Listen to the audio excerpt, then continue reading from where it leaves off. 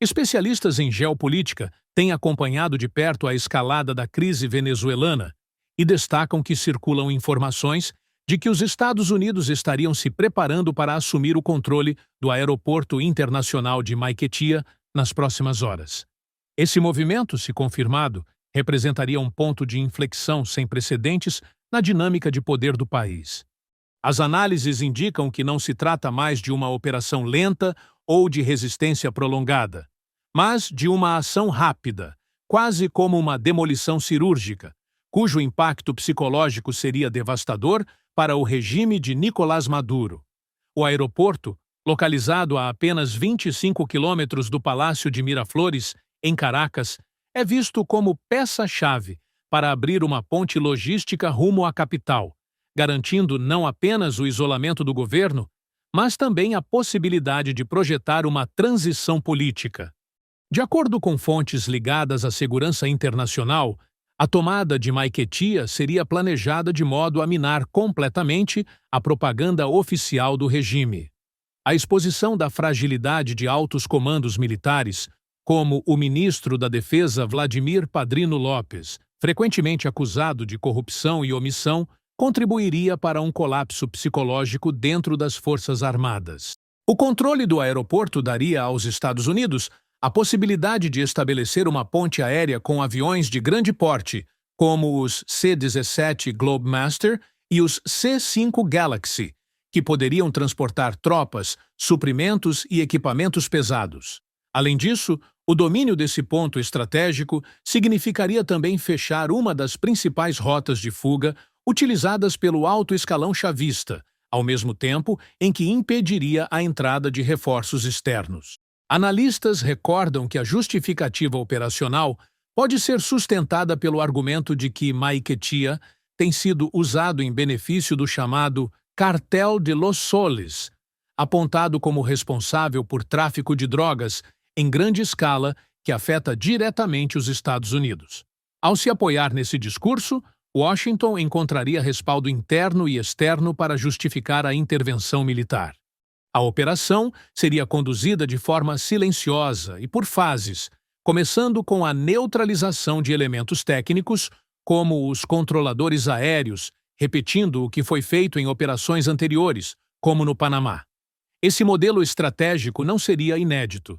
Em 1989, a tomada do aeroporto de Tocumen, no Panamá, permitiu isolar Manuel Noriega e estabelecer rapidamente uma base logística para a Divisão Aerotransportada 82.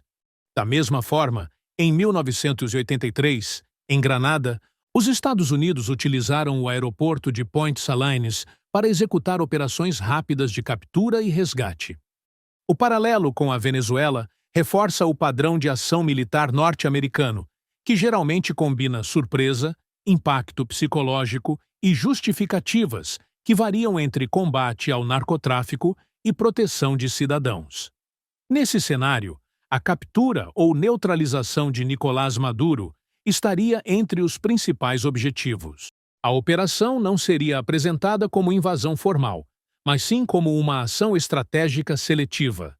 Especialistas observam que, apesar de algumas possibilidades de fuga ainda existirem, as portas estão se fechando rapidamente.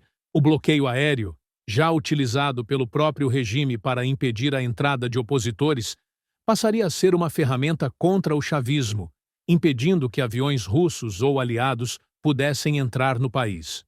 Ao lado do controle do aeroporto, haveria também missões especiais já em andamento, voltadas à captura ou eliminação de alvos de alto valor estratégico.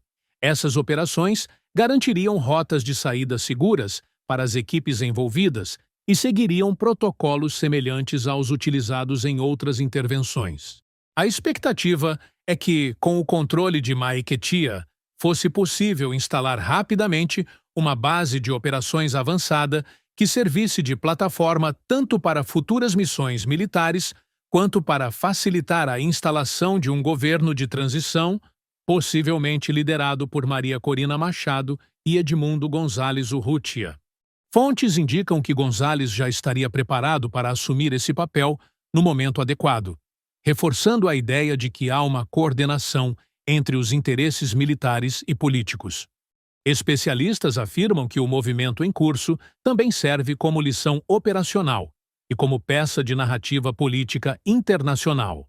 Além dos objetivos táticos, há uma intenção explícita de apresentar ao mundo um caso modelo sobre como lidar com cartéis estatais e estruturas criminosas que se entrelaçam com órgãos do poder.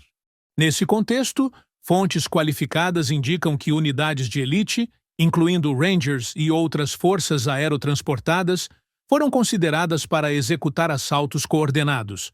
O desenho da operação, conforme as linhas de avaliação, contempla infiltrações rápidas, apoio aéreo próximo e um conjunto de medidas que priorizam surpresa, domínio do espaço e neutralização de rotas de fuga.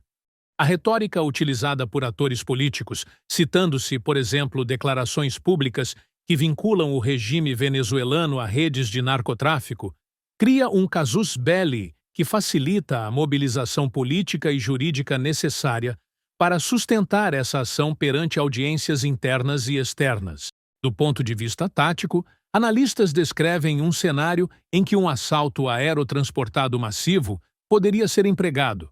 Saltos de paraquedas de forças de elite, acompanhados por ataques de helicópteros Apache e fogo de apoio de aeronaves de ataque no perímetro, como os AC-130, com a intenção de neutralizar rapidamente resistência motorizada ou posições fortificadas. A operação seria planejada para se concretizar em questão de horas.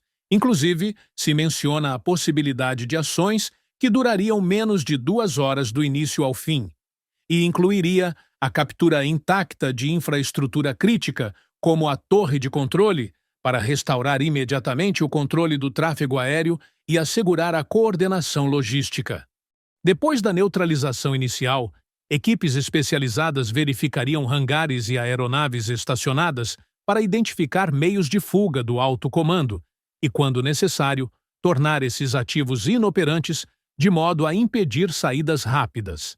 Paralelamente, seriam criadas zonas seguras para civis e para pessoas, passageiros e funcionários, que eventualmente ficassem retidos, replicando procedimentos já utilizados em operações anteriores na região. As lições históricas de Tocumen, no Panamá, e de Point Salines, em Granada, servem de referência operacional e estratégica.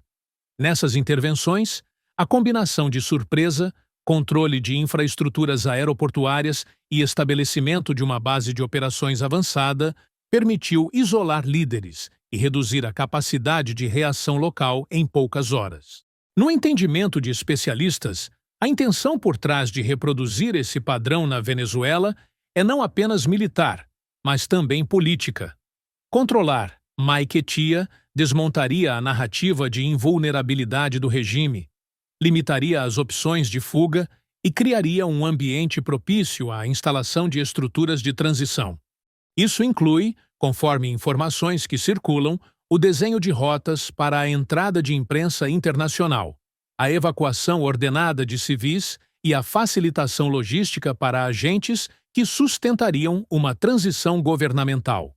Também se discute a lógica gradualista adotada por quem planeja a operação. Em vez de um choque maciço imediato, a estratégia observada tende a normalizar progressivamente presenças e restrições.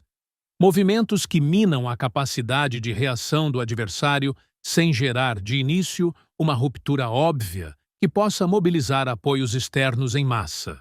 Nesse processo, atos repetidos de pressão, desde bloqueios aéreos até interceptações de embarcações suspeitas, servem para corroer a capacidade de manobra do regime e para isolar politicamente seus líderes.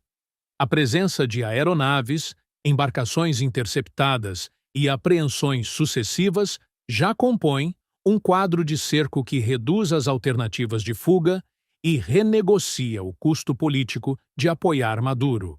No plano diplomático, há relatos de conversas que envolveriam atores regionais e próximos ao chavismo, inclusive menções a possíveis mediações e deslocamentos, como encontros no México que poderiam ter contado com participação de figuras cubanas. A análise sugere que, Embora algumas nações tenham sido históricas escapatórias ou pontos de apoio, cita-se Cuba, Nicarágua e, em menor medida, países como México e Brasil, em termos de discussões políticas, as vias práticas de retirada e refúgio estão cada vez mais limitadas.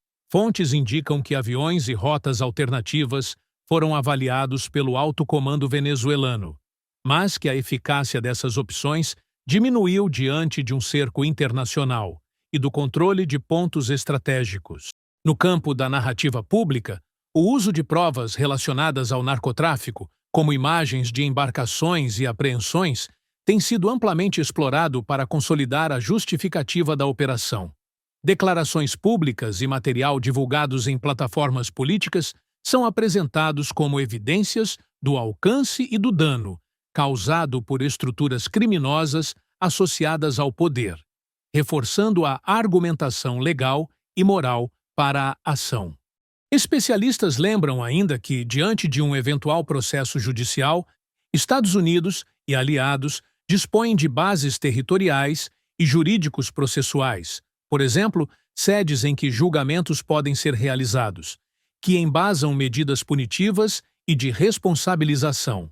Por fim, as avaliações estratégicas salientam que, mesmo no cenário de uma rendição parcial ou negociações em curso, a criação de uma ponte aérea e a instalação de uma estrutura de apoio logístico são vistas como passos necessários para garantir a execução dos objetivos políticos e militares pretendidos. O resultado almejado, conforme esse conjunto de análises, é o confinamento do poder chavista, a neutralização de suas opções de fuga, a captura ou detenção de figuras-chave e a abertura de espaço para uma transição política coordenada, sempre sustentada por uma narrativa que justifique internacionalmente as medidas adotadas. Especialistas concluem que a situação permanece volátil e sujeita a rápidas mudanças, mas a confluência de sinais, militar, logístico, diplomático e narrativo, aponta para uma fase decisiva cujo desfecho pode alterar definitivamente o quadro político venezuelano.